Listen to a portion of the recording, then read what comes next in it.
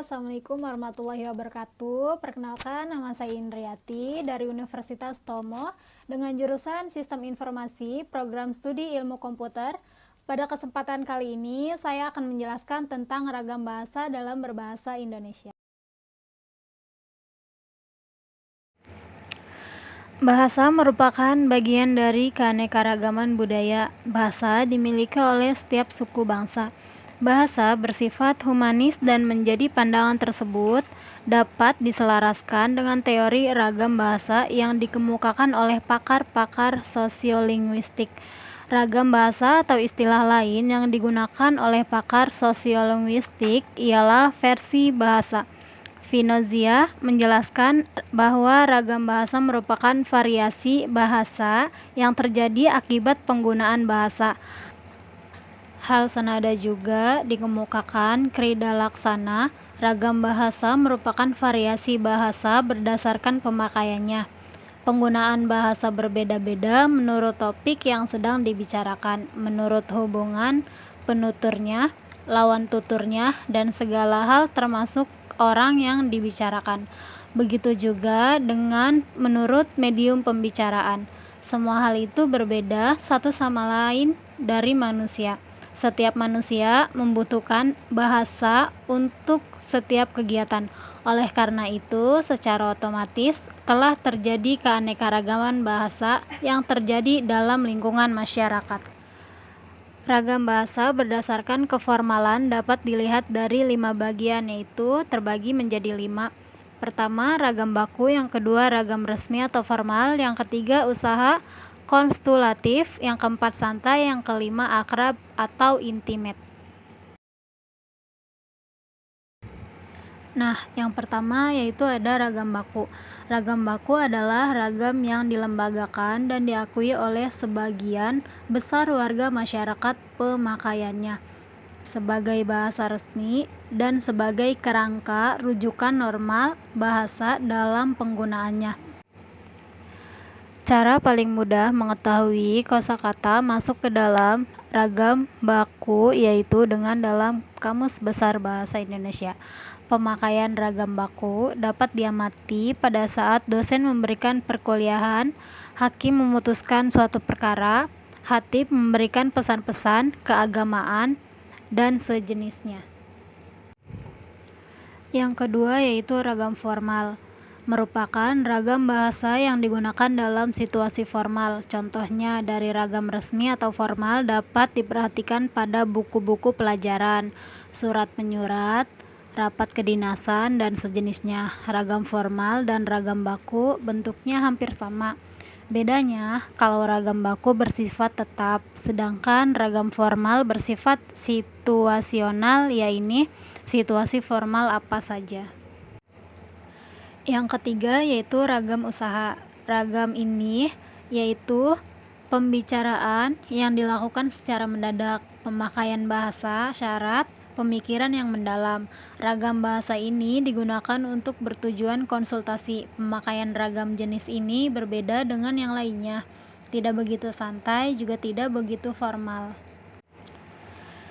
Yang keempat yaitu ragam santai. Ragam bahasa santai dapat diperhatikan pada pembicaraan keluarga atau perkumpulan anak-anak. Di samping itu, terdapat pula contoh ragam bahasa akrab, yaitu terlihat pada seorang teman akrab akan menyapa teman karibnya dengan kata sapaan khusus. Nah, yang terakhir yaitu yang kelima, ragam akrab atau intimate. Merupakan variasi bahasa yang biasa digunakan oleh para penutur yang hubungannya sudah akrab antar anggota keluarga atau antar teman yang sudah akrab. Ragam akrab ini biasa digunakan pada saat berbicara keluarga maupun sahabat karib yang memiliki hubungan sangat dekat. Ragam akrab ini ditandai dengan penggunaan bahasa yang sangat pendek, disingkat-singkat, serta penggunaan artikulasi yang tidak cukup jelas. Hal tersebut dapat terjadi dikarenakan penutur dan mitra tutur sudah mengalami kedekatan serta dapat memahami satu sama lain. Nah, di sini juga ada keterampilan bahasa.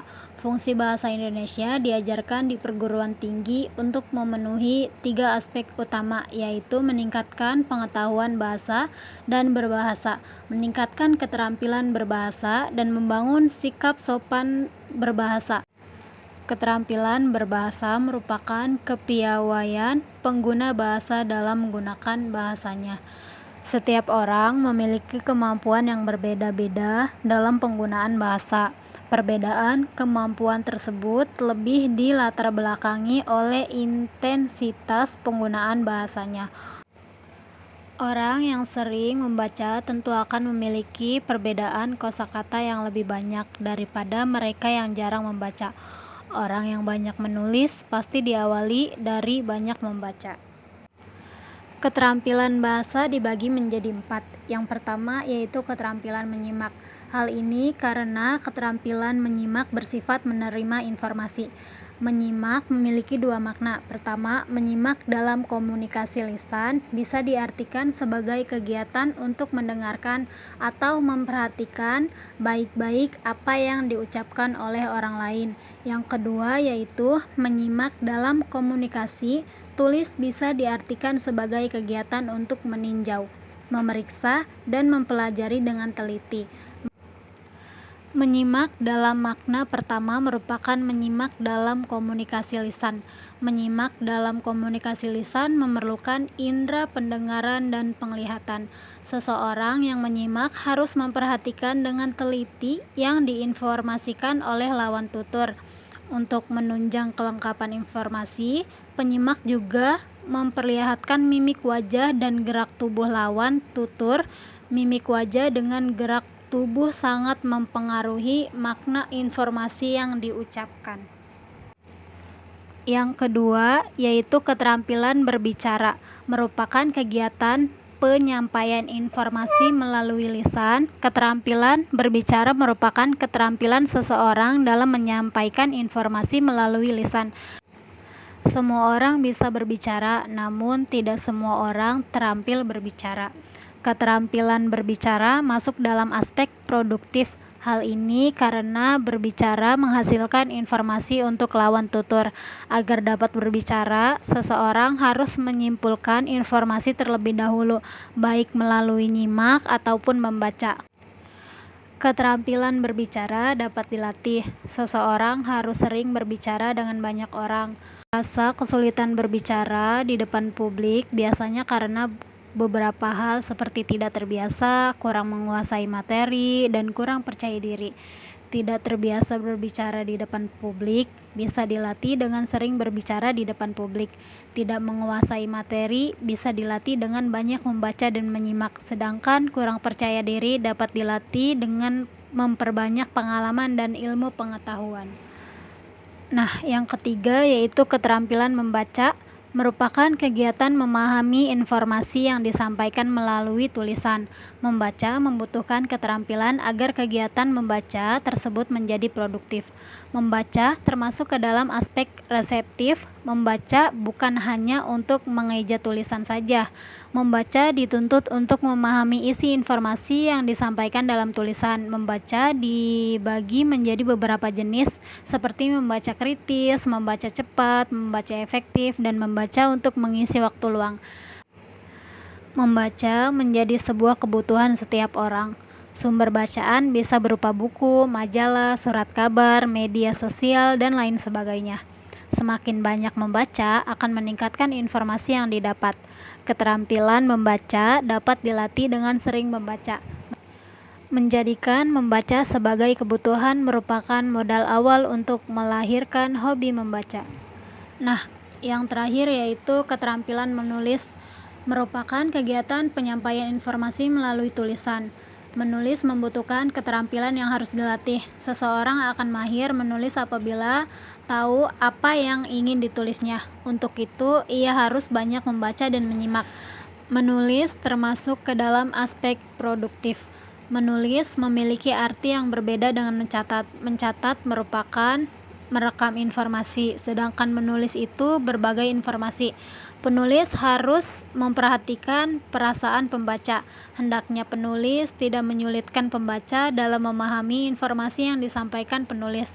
Penulis harus memperhatikan kata, kalimat, tata, bahasa sehingga informasi yang disampaikan dapat dipahami dengan baik oleh pembaca.